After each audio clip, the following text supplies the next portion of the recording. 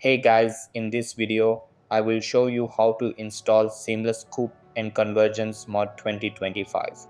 Alright, let's begin. So, the first thing that you want to do is make sure Mod Engine 2 and the Elden mod loader are installed. Over here, you can find both tools online. After that, search for Seamless Co-op and Convergence mod on nexusmods.com. Then tap on the download button, which will redirect you to the download page. After that, check the manual provided on the mod page for installation instructions.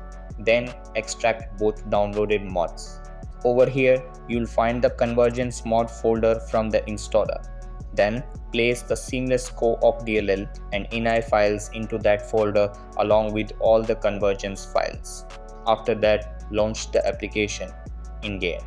The host uses the tiny great bot to open a session and friends use the effigy of Millennia to join. Then you can play together offline with Seamless Sync. So that's basically how you can install Seamless Coop and Convergence mod 2025. And that's it for this video. If you found this helpful, consider subscribing and giving this a big thumbs up. Thanks.